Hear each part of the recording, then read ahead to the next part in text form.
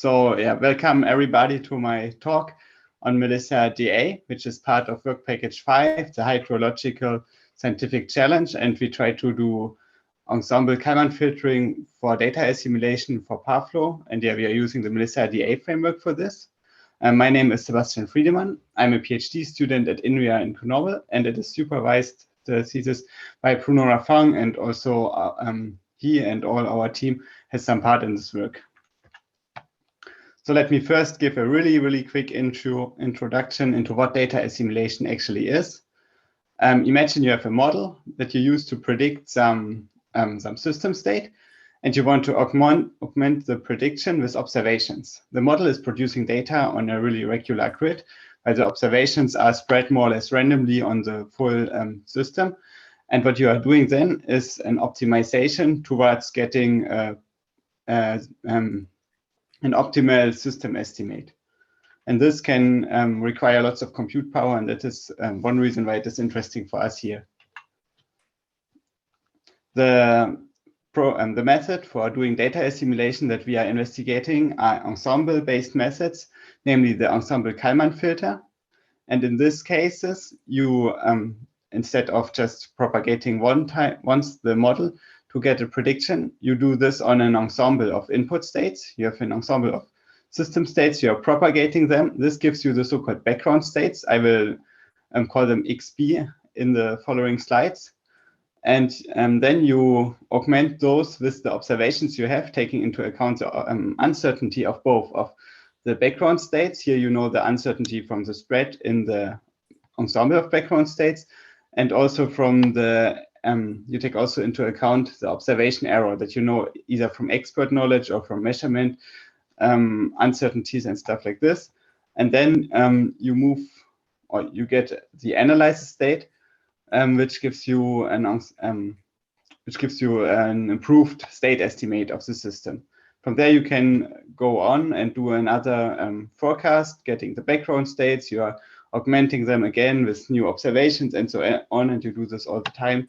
And propagating one background states to propagating one analysis state to obtain the next background state, and augmenting it with the observations, retaining the analysis state, is called assimilation cycle.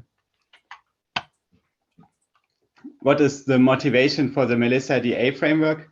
Well, as you've seen already in the previous presentations, models are getting more complexer, and you can solve them. You can use them for solving much larger problems with more degrees of freedom, with higher resolution, and also you want to do data assimilation with more members to account for the so-called curse of dimensionality.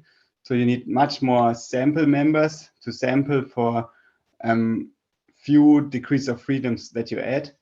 And also you want to account for very chaotic situations where you need many members, or also, for example, some filters needs you to have many members, especially particle filters. Traditional approaches to do such ensemble-based data assimilation are either you are running each state propagation in a single job, writing everything to disk, reading everything back from disk, doing the state update, calculating the analysis states, or the alternative is that you have a big monolithic job that is really hard to govern and that you run on the supercomputer, where you have all the resources up for all the member propagation and the calculation of the analysis state at the same time. And those problems actually motivate our framework. We want to have something where you don't have to start up a new job for each member propagation, something that still is resilient, that can recover from faults, that is modular, and that is maybe also easy to deploy on different machines. And we want to, or as use case, we want to experiment with the hydrological model with ParFlow. And yeah, maybe an outlook to the end of the presentation, you will see experiments where we are running with 4 million degrees of freedom on 60,000 members using Ensemble Kalman filters. So the general workflow, I think you already saw it a bit on the slides before, of the Ensemble Kalman filter looks like this. You are predicting the model. This is, you're predicting the next system state using the model. we assume that the model is given.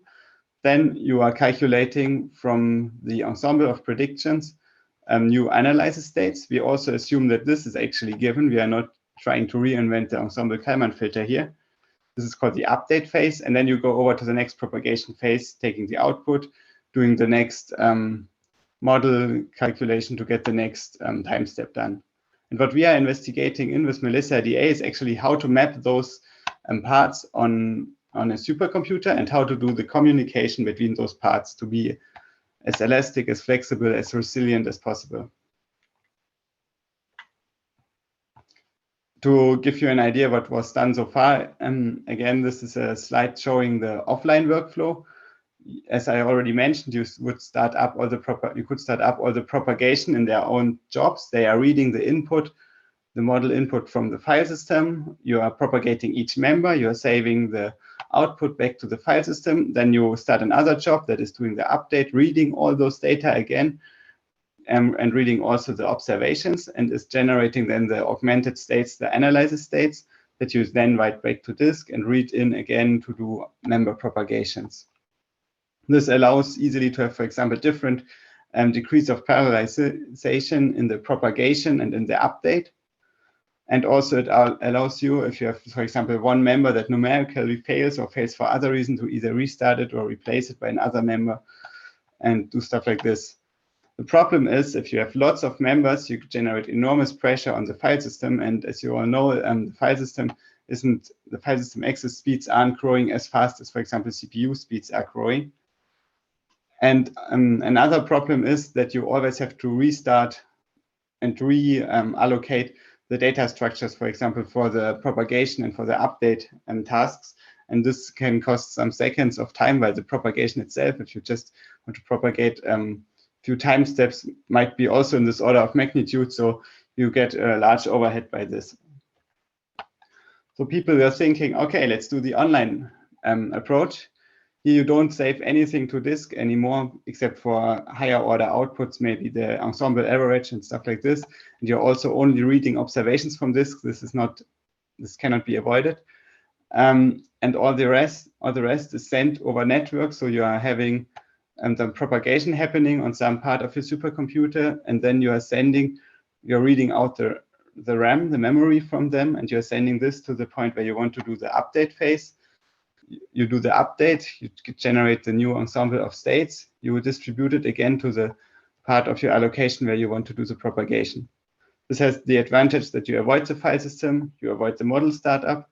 You can even have some architecture where you have multiple model propagations on the same model allocation. So maybe one node which is doing the ensemble member 1 is also doing ensemble member 3, and the next one is doing all the even ensemble members or something like this. But still you get problems, because often those are organized as big MPI jobs. If you have one propagation that is not working, because you cannot easily restart this one propagation, this one model, so you probably need to restart the full big monolithic jobs, and this can take quite some time to get it queued to rerun everything. And the other problem is that you have lots of idle resources during the update phase. And those are some of the issues that we want to tackle with Melissa DA. So how does this work? This is actually not so new compared to the online approach. First you have to instrument your model codes to become something that we call parallel runners. In the case of Melissa, you instrument it in a way that the model can request analysis states from some part, from some part of the distributed application, and can then propagate them and send out again background states to the same part. Obviously, this all happens in parallel, so there's actually not only one connection to another central part that is holding the states to be propagated or receiving the background states, but there are actually multiple connections, and you have to send multiple state parts, one per rank. How does this work in more detail? If you have your model code, for example, which in a very simplistic way could look like this, you would somehow initialize the model state, then you integrate it until you reach the end of your run that you want to do. You write each time step out. And then you finalize the model. And if you want to transform this with the Melissa API to make it a parallel Melissa runner, you have to somehow initialize Melissa. You have to tell Melissa how large the state is that you want to perform assimilation on. And the other thing you need to do is you need to change the time stepping loop in a way that it always will expose the state to Melissa, send the state to this central point that we come to on the next slide. And then at the same time, this also receives another state that has to be propagated, that has to be integrated. And the state is integrated, and you go over again the next cycle until the Melissa expose function tells you that you have to stop. And obviously, at the end, you have your finalize. And since we want to avoid file system output, we just comment the file output in this case. So what is this other point that all those state parts are sent to or are received from? This is what we call the parallel server in Melissa jargon. It can have a different degree of parallelization than the parallel runners. And Melissa, the framework, is taking care of organizing all the state parts and making the n cross m redistribution scheme. And this is basically sending out analyzes state part, and then it is receiving background state parts. And the interesting thing is that the state parts can be received in any order, and the framework is taking care of not messing around and of sending consistent states to all the runners. Then, if all the background states are there, we saw in the framework slide, in the workflow slide before, we have to perform the update state, generating a new set of analysis states for the next time step. So that's what is done in the parallel server, and we are backing this at the moment with the parallel data assimilation framework PDAF. And there are also other ways of doing it. For example, you can also implement your own functions there, but yeah, we will come to this later as well. So if you want to launch all this on a supercomputer, we also added another component that we call the launcher, which is there to submit jobs for parallel runners and the parallel server. So there can be many runners, as much runners as you want. It doesn't have to be as many runners, for example, as you have ensemble members, because every runner can propagate multiple ensemble members, but you shouldn't put more runners than you have ensemble members logically. And it also starts one parallel server interacting with the batch scheduler. Further, the launcher is the point that the user interacts with. So basically what you do to start such a Melissa DA application is you import the launcher module and start a function in there that simply starts the launcher within Python. And this launcher also monitors all the components. So if somebody crashes, if, for example, a runner crashes or the server crashes, it will restart from checkpoints. If, for example, a runner crashes, the server will just notice that the state it gave to it to be propagated never was propagated and send the same state to the next runner that is asking for work. And this basically also leads to some kind of load balancing. The runners are always asking if they have nothing to do for some work from the server, and the server is scheduling the next available propagation task to the next runner. This leads to so-called list scheduling, and this allows that that the amount of work that every runner gets is quite balanced. So here you can see different assimilation cycles. We have 50 runners here, and you can see that all the runners are occupied more or less the same time, and they have to wait for the slowest. Then the propagation and the update phase is happening. So the server is calculating the new set of analysis states. It wants the runners to be propagated. And then at maybe 27.5 seconds or 28 seconds, the next assimilation cycle starts. And this is happening all over again. And this load balancing also permits to run, for example, on heterogeneous architectures. So you could have some runners that are always faster because they use GPU acceleration, as we have seen in the talk just before. And yeah, then this load balancing mechanism would lead to still some quite balanced executions. And also if you have, like in this case, those are basically are actually runs with ParFlow, with the ParFlow model. And there's the Krylov solver, as you also have seen in the talk before. And this is an iterative solver. So some of the members will have more or less iterations than others. this can lead to load imbalance, and this mechanism is basically trying to equalize for them. The other thing I already mentioned is that runners can stop or can fail, and the work is just distributed to the next available runner. And this leads to the possibility to make, for example, use of so-called best effort jobs. It means there might be jobs on the supercomputer that doesn't cost any compute hours, but as soon as another user wants to have the resources that wants to pay for the compute hours, your job is stopped and the resources are given to the other user. And so here we simulated this artificially. We were constraining the number of runners with the dashed curve, and then the real runners, as the server recognized them, is the orange curve. And this doesn't stop at any point in time the assimilation. It just changes the speed at which the assimilation process is running forward. So for example, here at the beginning, the speed is decreasing. The number of finished propagations per 10 seconds is decreasing, and it's going up again, or at about 11 seconds, you also see a decrease, and then the increase again in the pace of execution. I also promised that we want to be modular. At the moment, this is reached by having, for example, modules for different batch schedulers. You can run locally or on Slurm-based systems, and there we have different modules for the different Slurm configurations on Joules, Jongsei, Mare Nostrum. And you can easily extend our batch scheduler class in Python and adapt it to your needs if you have another system you want to run Melissa DA on. The other sites from which modularity is coming is that we can basically use any simulation code that you have instrumented with any assimilation backend. So the assimilation backend, that is something that takes a set of background states and generates you analysis states from it using observations. The assimilation backend natively is written in C++ in our case, but we also have couplings with PDAF, and also Python is possible.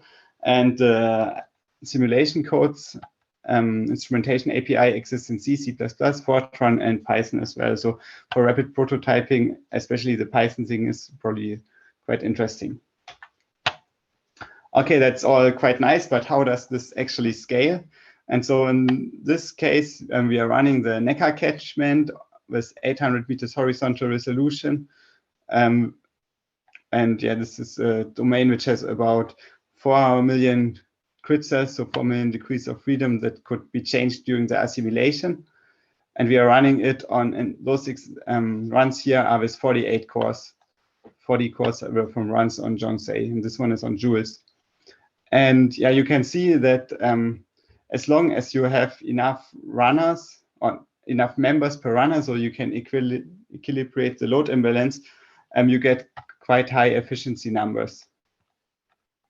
And those are actually only the efficiency numbers for the propagation phase, because this is directly profiting from more members. If you are taking also the update phase, which in this case is up to 1 second long, into account, the efficiency numbers are at a maximum 3% worse.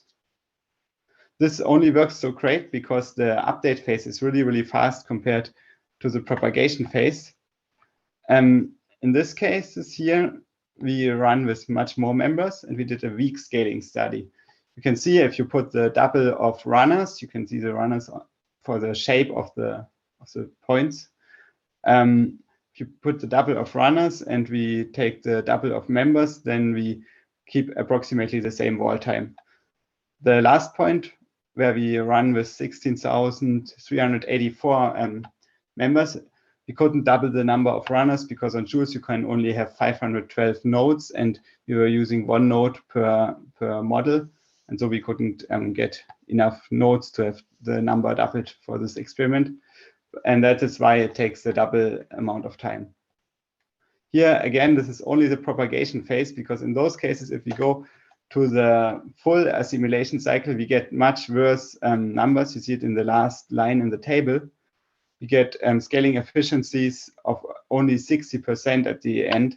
And the reason for this is that the update phase used for Ensemble Kalman filter is not scaling very well for high numbers of members.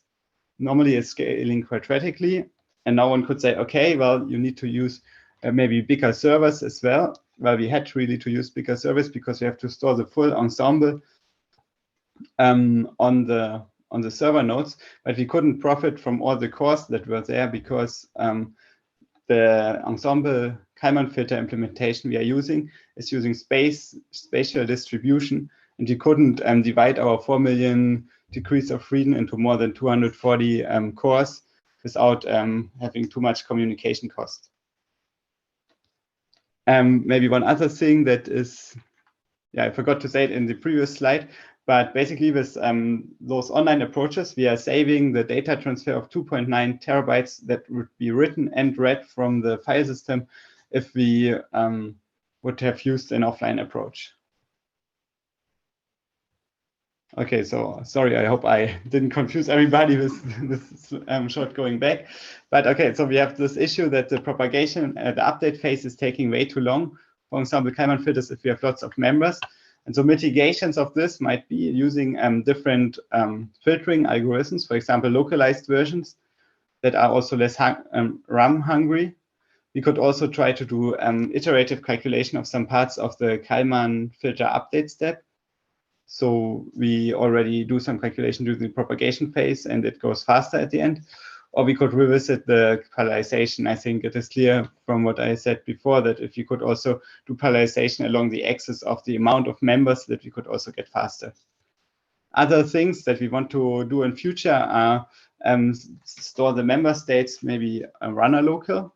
So we don't need so heavy allocations for the server. Or we could also run the server on the runner nodes, and the load balancing would help us because the runner nodes where a server is running on 2 would be probably a bit slower. And obviously also things like iterative surrogate learning or adaptive ensemble sizes are things that we want to implement in our framework. To draw a conclusion, the framework where the propagation of states can be done on any runner that is based on different components and where the communication between those components is not relying on MPI anymore, allows lots of things like avoiding the file I/O, allows to be fast, avoiding the startup cost, allows to do load balancing, to be resilient, to restart things. And also our framework is also easy to deploy using those Python ways, those Pythonic way to configure for different batch schedulers, for example. I couldn't pack everything I wanted to say in this presentation, so if you want to have further information, please go ahead and read our paper. And at the moment, we are working on Melissa D8, tuning it for particle filters with a really lightweight server and a lightweight update phase. So this is my presentation. If you have questions, I think now is the moment to ask them. Thank you very much, Sebastian. As Sebastian just said, if you have any question, please go ahead.